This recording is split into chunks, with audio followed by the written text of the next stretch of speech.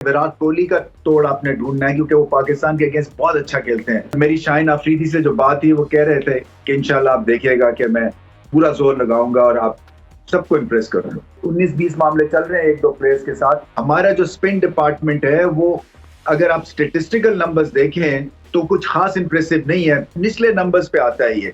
और हमें पता है कि भारत की जो एक बैटिंग लाइनअप है वो अगर जब तक गेंद स्पिन नहीं होगा और ये बड़े दिल से बॉल नहीं करेंगे और आउट करने की नहीं करेंगे, वो खा जाएंगे।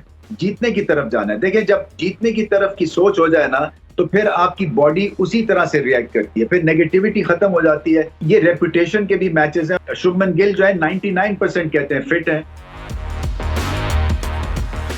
ये मुकाबला जो है ना ये तो फील्ड में खेला ही जाता है और उसमें स्किल्स और में फिर ऑन द डे परफॉर्मेंस और आपका क्या कॉम्बिनेशन है, पास्ट परफॉर्मेंस हिस्ट्री, ये सब चलती है, फॉर्म कैसी चल रही है। मगर यहाँ भी खेला जाता है दो कानों के बीच में। सो पाकिस्तान को अनक्लटर्ड माइंड के साथ जाना है और सोचना है सिर्फ जीत का और जीतने की स्ट्रेटेजी अपनानी है। ये नहीं है कि डिफेंसिव हो जाए और कि अब क्या करें हम, व्हाट इफ कैच हमने छोड़ दिया या व्हाट इफ मार पड़ गई या व्हाट इफ टॉस के बाद हमारी विकेटें गिर गई, उन्होंने हमें अंदर डाल दिया, ये पिच ऐसी खेलेगी।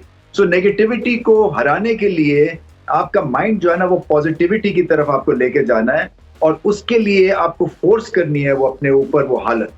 और लाख प्लस का लोग हैं, पाकिस्तानी फैंस तो होने नहीं वाले हैं। सो इनको आपने अपना बनाना है और वो कैसे बना सकते हैं, परफॉर्मेंस के और इस स्टेज को समझना है कि मेरे पास हीरो बनने के लिए एक ऊपर वाले ने मौका रखा है और इसको मैं जाया नहीं करूंगा।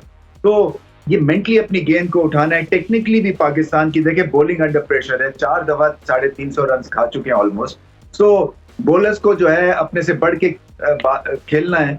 और मेरी शाहीन अफरीदी से जो बात थी वो कह रहे थे कि इंशाल्लाह आप देखिएगा कि मैं पूरा जोर लगाऊंगा और आप सबको इम्प्रेस करूंगा। हाँ जी इंशाल्लाह। अच्छा अरमीत भाई, आज बाबर आजम की कल हमने प्रेस कॉन्फ्रेंस भी देखी, काफ़ी कॉन्फिडेंट नज़र आए।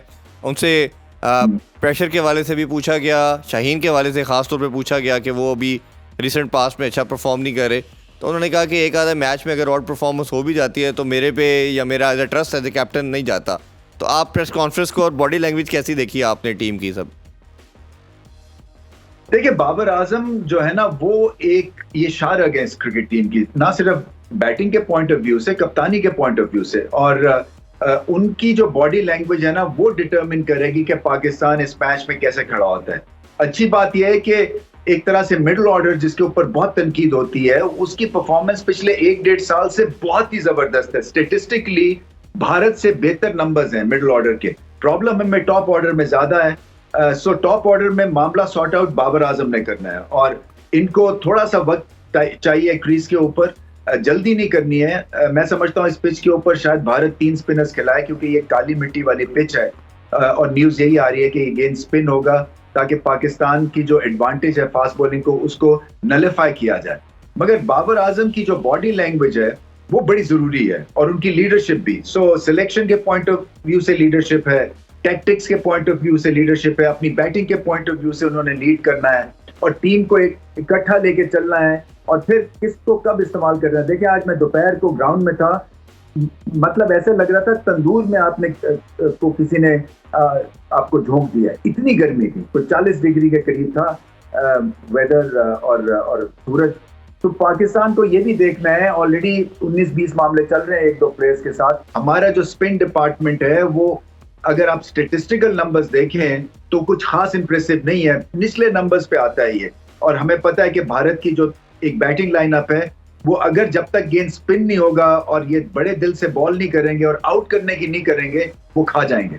भारतीय बल्लेबाज जो है ना वो ईगो का भी एक मसला बना लेते हैं कि शॉर्ट बॉल पाकिस्तान के बॉलर करेंगे तो हम उनको मारेंगे, तो वहां पे भी मिस हिट का चांस है, स्पेशली अगर पिच ऊपर नीचे रहती है या स्लो रहती है, क्योंकि स्लो पिच पे बाउंसर को अच्छी तरह से टाइम करना मुश्किल हो जाता है। तो ये सारी चीजें हैं टैक्टिकली जिसका पाकिस्तान को अंदाजा लगाना है और फिर वही बात है, जीतने की तरफ जाना है। देखिए, जब जीतने की तरफ की सोच हो जाए ना तो फिर आपकी बॉडी उसी तरह से रिएक्ट करती है, फिर नेगेटिविटी खत्म हो जाती है, फिर आप लाइन पे नहीं बैठते हैं, फिर आप ड्रॉ मेंटेलिटी के साथ नहीं खेलते और पाकिस्तान को ऐसे ही करना है। आपको क्या लगता है कि जो इतना बड़ा क्राउड का प्रेशर किस पे होगा? ये होम क्राउड पे हो सकता है प्रेशर, अपने अवाम के अंदर इतने ज़्यादा लोगों के साथ सामने खेलना, या बेनिफिशियल होगा? नहीं, क्राउड साथ होता है तो उसका बेनिफिट मिलता है, इसमें कोई शक नहीं है, मगर फिर उसका उल्टा इफेक्ट भी हो जाता है। अगर 4-5 विकेटें जल्दी गिर जाती हैं तो भारत प्रेशर में भी आ सकता है, इसमें कोई शक नहीं है। देखें, ये रेपुटेशन के भी मैचेस हैं और मैंने जैसे पहले भी कहा कि हिस्ट्री तो खैर भारत के साथ है, मगर ऑन द डे पाकिस्तान जो है वो बड़ी तबाहकुन अपनी क्रिकेट खेल सकते हैं। और जो पिछला मैच है वो, जैसे मैंने कहा, कि एक ग्रेट रेफरेंस पॉइंट है पाकिस्तान के लिए, उस हडल में, उस डग आउट में, टीम मीटिंग्स में, और फिर मेटिकुलस आपको जो है ना प्लानिंग करनी है, क्योंकि आपको पता है कि रोहित शर्मा किस तरह से प्रेशर में आते हैं। विराट कोहली का तोड़ आपने ढूंढना है क्योंकि वो पाकिस्तान के अगेंस्ट बहुत अच्छा खेलते हैं। बाबर आजम को भारत के अगेंस्ट अपना रिकॉर्ड ठीक करना है। इसी तरह से शाहीन अफरीदी को अपनी गेम उठानी है, स्पिनर्स को और काम करना है। हमारी फील्डिंग जो है वो बड़ी अच्छी होनी है, बहुत बड़ी आउटफील्ड है ये, और वैसे बिलियर्ड टेबल की तरह है, बहुत स्मूथ है, कंडीशंस अच्छी होंगी।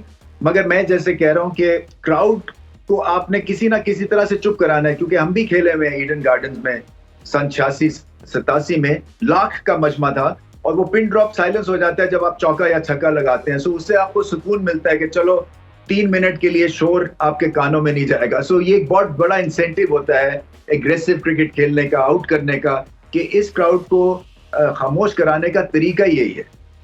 बिल्कुल ठीक। अच्छा रमीत भाई, थोड़ा सा हमने जैसे पाकिस्तानी टीम कम्बिनेशन का तो आपने बता दिया, एक थोड़ा सा भारतीय कम्बिनेशन के हवाले से बताइए। एक शुभमन गिल का बताइए, क्या वो ठीक हो चुके हैं? शुभमन गिल जो है 99% कहते हैं फिट है, और भारत चाहेगा कि वो खेले। हालांकि नेट्स नहीं की उन्होंने, थोड़ी सी कमजोरी भी होगी, डेंगू के बाद जो है बॉडी जो है वो अच्छी खासी कमजोर हो जाती है, बट यंग है, एथलीट है, तो शायद रिकवर कर गए होंगे।